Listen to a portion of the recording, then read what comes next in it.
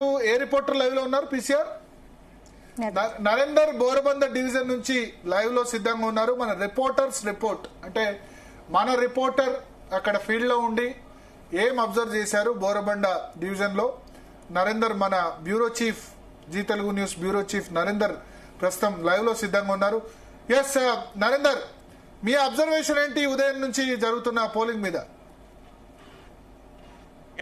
మనం క్లాక్ నుంచి చూస్తే దాదాపు 2-3 గంటల వరకు చాలా మందకోడిగా జరిగినటువంటి పోలింగ్ 5% చొప్పున ముందుకు వెళ్తున్నటువంటి పరిస్థితి. ఆల్ ఆఫ్ సడన్ గా మధ్యాహ్నం లంచ్ తర్వాత కొంత వేగంగా పుంజుకున్నటువంటి పరిస్థితి చాలా క్లియర్ గా కనిపించింది. వాస్తవానికి లాస్ట్ మనం చూసాం 2 years బ్యాక్ జరిగినటువంటి ఎన్నికల్లో, అసెంబ్లీ ఎన్నికల్లో, సాధారణ ఎన్నికల్లో కేవలం 48% జరిగిన 47.9 చిల్లర 48 జరిగినటువంటి పోలింగ్ పర్సెంట్ ఇప్పుడు అనూహ్యంగా దాదాపు 10-12% పైగా పెరుగుతున్నట్టుగా అర్థమవుతోంది. ఎందుకంటే దాదాపు 60% వరకు వచ్చే అవకాశం చాలా స్పష్టంగా కనిపిస్తుంది. కనుక ఈవినింగ్ చాలా మంది కూడా మనకు ఓటర్స్ గమనించాం, వాళ్ళ మూడును కూడా తెలుసుకునే ప్రయత్నం చేశాం. వాళ్ళు కూడా చాలా ఇంట్రెస్ట్ గా ఉన్నారు. అంటే అధికార పార్టీ వైపు కొంత ఎడ్జ్ లాగా కనిపించారు. వాళ్ళ అభివృద్ధిని కోరుకున్నటువంటి పరిస్థితి కనిపించింది.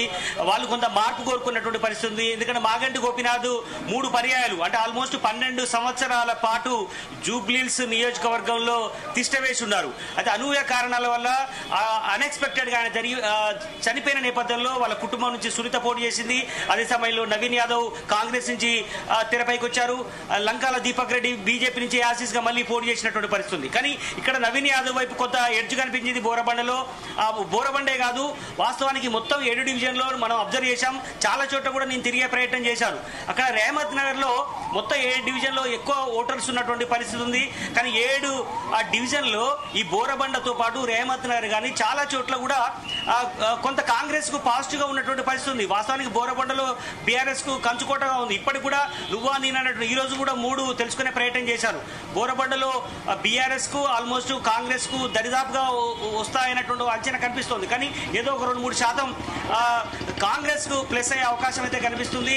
చాలా యూసఫ్గూడ్ లో కూడా నవీన్ యాదవ్ అక్కడ లోకల్ గా ఉంటారు. ఆయనకు బాగా అక్కడ పడినట్టుగా మనకు సమాచారం ఉంది. షేక్పేట్ లో కూడా అది మైనార్టీ కంచుకోటగా ఉంటుంది. అక్కడ కూడా కాంగ్రెస్ కు ఎంఐఎం సపోర్ట్ కారణంగా అక్కడ భారీగా ఓట్లు పోలేనట్టుగా తెలుస్తుంది. మొత్తానికి అయితే 3-5% కాంగ్రెస్ కు చాలా ఎడ్జ్ కనిపిస్తున్నట్టుగా తెలుస్తుంది. చాలా మందిని కూడా అడిగే ప్రయత్నం చేశాం. బీఆర్ఎస్ కు వేయాలని అనుకున్నారా, కాంగ్రెస్ కు వేయాలనుకున్నారా, బీజేపీ వైపు ఏమైనా మార్పు చూశారా అనేటువంటి విషయాన్ని ఆఫ్ ది రికార్డ్ అడిగే ప్రయత్నం చేశాను. వాళ్ళు చాలా మంది కూడా చెప్పారు ఖచ్చితంగా మార్పు కోరుకోవడానికి ఇష్టపడుతున్నట్టుగానే వాళ్ళ మూడ్ ఆఫ్ ను బట్టి మనకు అర్థమైంది. మధ్యాహ్నం ఆల్మోస్ట్ 3-4 వరకు కూడా వాళ్ళకు చాలా వరకు వాళ్ళు అధికార పార్టీ వైపు ఉండడం వల్ల చాలా వరకు వాళ్ళు ఎక్స్పెక్ట్ చేస్తున్నారు, కొంత డెవలప్మెంట్ చేస్తున్నారు. ఎందుకంటే జూబ్లీహిల్స్ అనేది పేరుకే జూబ్లీహిల్స్ గా అనుకుంటున్నాం. కానీ మొత్తం కూడా చాలా ఏరియాలు స్లమ్ లో ఉన్నాయి. చాలా చోట్ల కూడా ఇంకుడు గుంతలు ఉన్నాయి, మ్యాన్ హోల్స్ తెరిచి ఉన్నాయి. స్లమ్స్ వాటర్ మనం చూసాం వర్షంలో పెద్ద ఎత్తున మోకాళ్ళ లోతు నీళ్లు చాలా కూడా కొట్టుకుపోయినటువంటి పరిస్థితి ఉంది. చాలా మంది అక్కడ ఈదలేక చాలా మంది ఇబ్బంది పడినటువంటి పరిస్థితి కూడా ఉంది. ఇవన్నీ కూడా జనాలు గమనించారు. అందుకనే ఓటింగ్ పర్సంటేజీ ఆల్మోస్ట్ 10-15% పెరగబోతున్నటువంటి నేపథ్యం. ఇది ఖచ్చితంగా కాంగ్రెస్ పార్టీకి అడ్వాంటేజ్ అయ్యే అవకాశం అయితే చాలా స్పష్టంగా కనిపిస్తుంది. అందుకనే మనం వాళ్ళ మూడుని బట్టి కానీ ఓటింగ్ పర్సంటేజ్ పరిస్థితి కానీ గతంలో మనం చూసాం కేవలం 2 డివిజన్లో మాత్రమే కొంత కాంగ్రెస్ కు అనుకూలంగా ఉన్నటువంటి పరిస్థితిని చూసాం. అజరుద్దీన్ పోటీ చేసినటువంటి సమయంలో. దాని తర్వాత అక్కడ మాగంటి గోపీనాథ్ కు 5 డివిజన్లో కూడా ఎప్పుడు పాజిటివ్ గా ఉంటుంటున్నటువంటి పరిస్థితి. కానీ ఇప్పుడు అది మొత్తం తిరగబడినటువంటి పరిస్థితి. ఇప్పుడు బీఆర్ఎస్ కే 2 డివిజన్లు పాజిటివ్ ఉంటే ఇప్పుడు 5 డివిజన్లకు పైగా కాంగ్రెస్ అభ్యర్థి నవీన్ యాదవ్ కు పాజిటివ్ గా ఉన్నటువంటి సందర్భం చాలా స్పష్టంగా కనిపించింది. ఓటరు నాడిని కూడా తెలుసుకునే ప్రయత్నం చేశాము.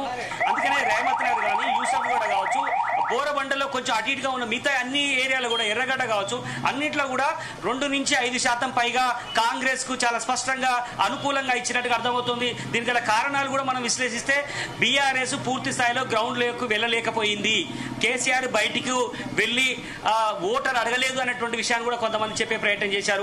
అదే సమయంలో లోపట ఎవరైతే బూత్ లో ఉండాల్సినటువంటి స్ట్రాంగ్ క్యాండిడేట్స్ బీఆర్ఎస్ వాళ్ళు లేకుండా పోయారు, వాళ్ళు కూడా అమ్ముడు పోయారు అనేటువంటి చర్చ కూడా బయట జరుగుతున్నటువంటి నేపథ్యం ఉంది. కనుక కాంగ్రెస్ పార్టీ వాళ్ళు కానీ బీజేపీ వాళ్ళు కానీ కొంత లోపల ఉన్నటువంటి బూత్ లో ఉన్న వాళ్ళు కొంత స్ట్రాంగ్ గా ఉంటారు. వాళ్ళు వాళ్ళ పార్టీ కోసం చాలా సిద్ధాంతం కోసం వాళ్ళకు కష్టపడేటువంటి మనస్తత్వం ఉంటుంది. బీఆర్ఎస్ విషయంలో కొంత ఎక్కడో వెనకబడినటువంటిది, కొంత ఓడిపోతాం అనేటువంటి విషయాన్ని వాళ్ళు ముందే గమనించి ఉండొచ్చు. అందుకని లాస్ట్ 1-2 డేస్ నుంచి కూడా వాళ్ళు కొంత వీక్ క్యాండిడేట్ ని అక్కడ పెట్టారు అనేటువంటి ఆలోచన ఉంది. అందులో కూడా చాలా మంది లోకల్ క్యాండిడేట్ కాకుండా బయట నుంచి తీసుకొచ్చి కూడా అక్కడ పెట్టారని అనేటి సంకేతాలు కూడా ఉన్నాయి. ఎందుకంటే ఇక్కడ ఉన్నటువంటి వాళ్ళకు ప్రాధాన్యత ఇవ్వలేదు. బయటి వాళ్లకు నల్లగొండ కావచ్చు, వరంగల్, ఖమ్మం అన్ని జిల్లాల నుంచి తీసుకొచ్చి ఇక్కడ పెట్టారు. మాకు ఇక్కడ స్వేచ్ఛ లేదు అనేటువంటి విషయాన్ని కూడా జూబ్లీహిల్స్ బీఆర్ఎస్ లోకల్ క్యాడర్ అనుకుంటున్నట్టుగా కూడా నేను విన్నాను. అందుకనే ఓవరాల్ గా దాదాపు 4 నుంచి 5 డివిజన్స్ ఖచ్చితంగా కాంగ్రెస్ పార్టీ అభ్యర్థికి అనుకూలంగా ఉన్నటువంటి పరిస్థితి ఉంది. 1 లేదా 2 డివిజన్లు మాత్రమే బీఆర్ఎస్ కు అనుకూలమైనటువంటి పరిస్థితి కనిపిస్తుంది. బీజేపీ ఊసు ఎక్కడ కూడా కనిపించలేదు. ఏ డివిజన్ లో కూడా 2%, 3% కంటే ఎక్కువ కూడా అభ్యర్థికి పడని పరిస్థితి చాలా స్పష్టంగా కనిపించింది. అందుకనే ఆయనకు డిపాజిట్ పోవడం చాలా స్పష్టంగా కనిపిస్తుంది. బట్ ఏదైనప్పుడు కూడా ఓటర్ 3 కానీ ఇక్కడ ఉన్నటువంటి పరిస్థితి కావచ్చు. వాస్తవానికి ఇంతకుముందు మనం చూసాం ఇక్కడే సెంటర్ లో పోలీసులు భారీగా మోహరించారు. బీఆర్ఎస్ వాళ్ళు వచ్చి నిరసన చేసినటువంటి పరిస్థితి మనకు కనిపించింది.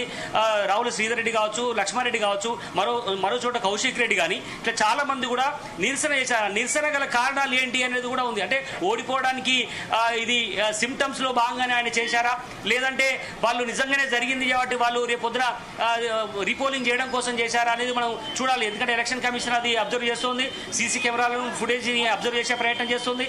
బట్ అంతిమంగా మాత్రం కాంగ్రెస్ పార్టీ ఇక్కడ పాగా వేయబోతోంది. ఎందుకంటే దాదాపు 15 సంవత్సరాల తర్వాత అప్పుడు విష్ణువర్ధన్ రెడ్డి గెలిచిన తర్వాత మళ్ళీ కాంగ్రెస్ పార్టీ ఇక్కడ లేదు. అప్పటి నుంచి కూడా జూబ్లీహిల్స్ లో మాగంటి గోపీనాథ్ మాత్రమే ఇప్పుడు 3 పర్యాలు గెలిచారు. ఇప్పుడు మళ్ళీ అగైన్ కాంగ్రెస్ పార్టీ ఇక్కడ జెండా ఎగరవేసే చాలా స్పష్టంగా కనిపిస్తోంది. అది ఎంత మెజార్టీ అని తెలియాల్సి వస్తుంది. 5 నుంచి 10,000 మెజార్టీ చాలా స్పష్టంగా వచ్చే అవకాశం అయితే మనకున్న సమాచారం. నరేందర్, నాకు మీరు చెప్పారు 5 డివిజన్ లో కూడా కాంగ్రెస్ పార్టీ ఆధిపత్యం అని చెప్పారు కదా. 5 డివిజన్ లో ఉన్నప్పుడు మెజారిటీ మాత్రం 5 నుంచి 10,000 ఎందుకు ఉండాలి? మరి ఎక్కువ ఉండాలి కదా. క్లియర్ గా ఎస్ మీరు అనేది కరెక్ట్. ఎందుకంటే మెజార్టీ కేవలం 2 నుంచి 5% వరకు మాత్రమే కొంత పెరిగినట్టుగా తెలుస్తుంది తప్ప భారీ. ఎందుకంటే గతంలో గ్యాప్ చాలా ఎక్కువ ఉండే. మనం 2023 డిసెంబర్లో జరిగినటువంటి సాధారణ ఎన్నికల్లో 8% తేడా ఉంది ఇద్దరి మధ్యలో, అజారుద్దీన్ కు మాగంటి గోపీనాథ్ మధ్యలో. ఇప్పుడు అజారుద్దీన్ చూసి ఓటు అప్పుడు పడలేదు, కాంగ్రెస్ పార్టీని చూసి ఎక్కువ ఓట్లు పడ్డాయి. ఇప్పుడు నవీన్ యాదవ్ చూసి ఎక్కువ పడినట్టుగా మనకు సమాచారం అందుతుంది. కాంగ్రెస్ గుర్తు కంటే కూడా నవీన్ యాదవ్ పవర్ఫుల్ గా ఇక్కడ ఉన్నటువంటి ఓటర్లకు కనిపించారు. ఆయన ఆదుకుంటారని అనుకున్నారు. అదే సమయంలో ఇక్కడ స్లమ్స్ లో ఒక మాకు భవిష్యత్తులో ఏదైనా చేస్తారనేటువంటి ఆలోచన ఉంది. కాంగ్రెస్ పార్టీ కూడా సపోర్ట్ ఉంటుంది కాబట్టి ఆ రకంగా కూడా ప్లస్ అయింది నవీన్ యాదవ్ కు. అందుకనే మీరు అంటున్నట్టుగా 5 డివిజన్లో భారీ ఎత్తున ఓట్లు పడలేదు. కేవలం 2 నుంచి 5% మాత్రమే ఎక్కువ ఓట్లు పడినట్టుగా తెలుస్తోంది నవీన్ యాదవ్ కు. 1-2 చోట్ల మాత్రం కొంచెం తక్కువ పడ్డాయి. అంటే యావరేజ్ గా 10,000 అటు ఇటుగా మెజార్టీ వస్తుంది అన్నటువంటి ఒక అంచనా అయితే మనకు కనిపిస్తుంది ఓటర్ నాడిన ప్రకారం. ఓకే, సో ఇప్పుడు ఏ డివిజన్, మీరు బోరబండ డివిజన్ లో ఉన్నారు కదా ఉదయం నుంచి, మీరు బోరబండ డివిజన్ అయినా ఇంకేమైనా డివిజన్స్ తిరిగారా? బోరబండ అండ్ ఎర్రగడ్డ. ఓకే, ఎట్లా ఉంది బోరబండలో ఉదయం నుంచి పోలింగ్ పర్సంటేజ్ ఎంత ఉంది? ఓటర్లు ఒక 10 మంది ఓటర్లు అడిగితే ఎంతమంది బీఆర్ఎస్ చెప్పారు, ఎంతమంది కాంగ్రెస్ చెప్పారు, ఎంతమంది బీజేపీ చెప్పారు? బోరబండ డివిజన్ కొద్దాం ఫస్ట్. బోరబండ డివిజన్,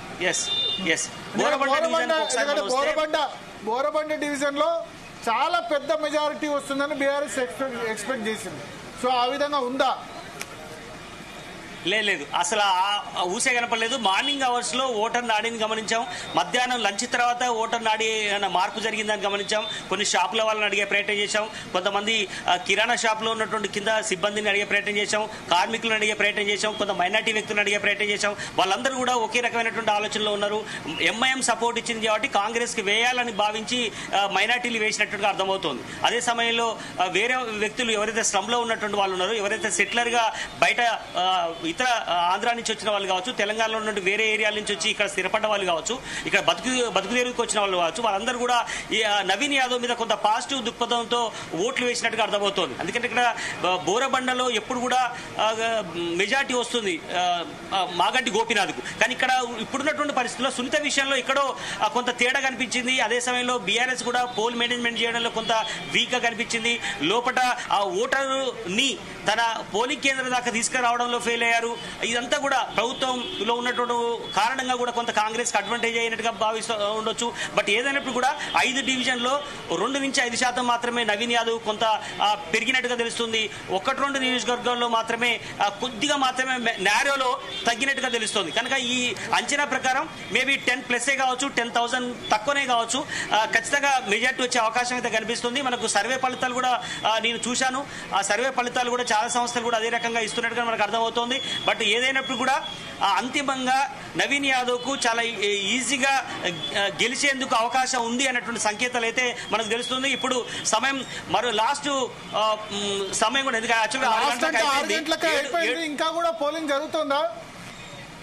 ఎస్ ఇప్పుడు మనం చూసాం లోపలికి 6 గంటల 1 నిమిషం వరకు కూడా ఎక్సెప్ట్ అంటే గేటు బంద్ చేయడం జరిగింది.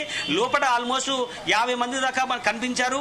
వాళ్ళందరూ కూడా వేస్తున్నారు. అది ఫైనల్ గా మనకు ఎలక్షన్ కమిషన్ నుంచి వచ్చిన తర్వాత ఖచ్చితంగా మళ్ళీ 7:30కు ఫైనల్ గా రిపోర్ట్ వచ్చే అవకాశం ఉంది.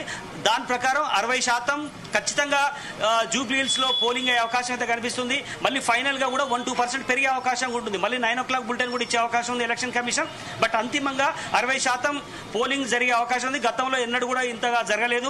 ఓటర్ చైతన్యం పెరిగింది. చాలా మంది కూడా మనం ఇలా మార్నింగ్ నుంచి కూడా విన్నాం, చాలా మంది రాలేకపోయారు, యువకులు ఇంకా బయట ఉన్నారు విహారయాత్రలు. కానీ ఇక్కడ దొంగ ఓట్లు ఉన్నాయి, కొద్ది ఫాల్స్ ఓట్లు ఉన్నాయి. అందుకనే ఇక్కడ వాస్తవానికి ఓటర్లు లేరు అన్నటువంటి మనకు సమాచారం కూడా తెలిసింది. కనుక దాదాపు 2,04,01,035 మంది ఓటర్లు ఇక్కడ ఉంటే ఉదయం నుంచి నాకు బోరబండ ఎర్రగడ్డ ఈ 2 డివిజన్స్ తిరిగారు కదా, 2 డివిజన్స్ కదా మీరు తిరిగి.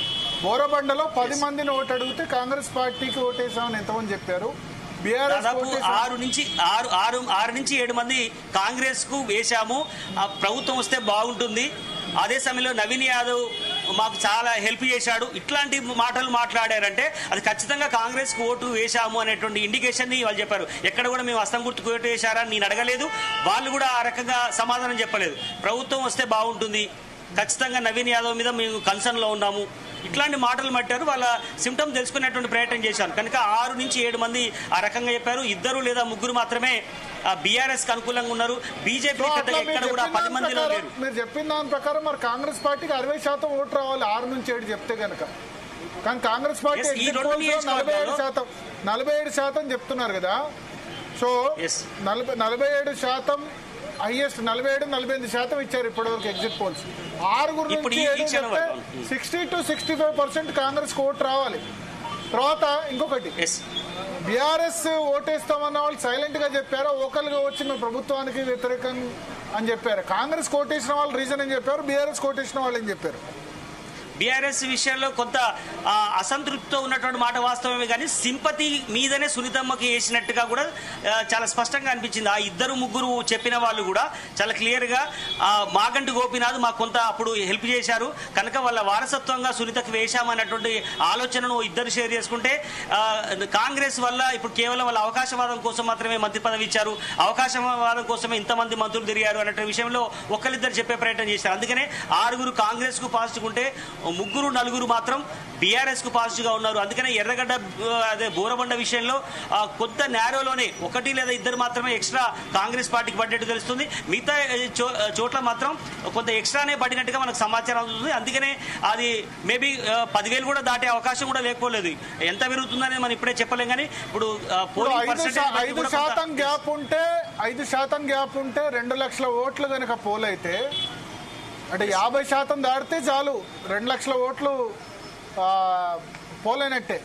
60% పోలింగ్ అయిందనుకోండి 2,40,000 ఓట్లు పోలైనట్టు. ఓకే, 2,40,000 ఓట్లు పోలైతే గనక ఒకవేళ గ్యాప్ గనక 7-8% ఉంటే 7 × 2.4 అంటే దాదాపు మెజారిటీ 18,000 20,000 దాకా ఉంటుంది నవీన్ యాదవ్కి 7% ఉంటే.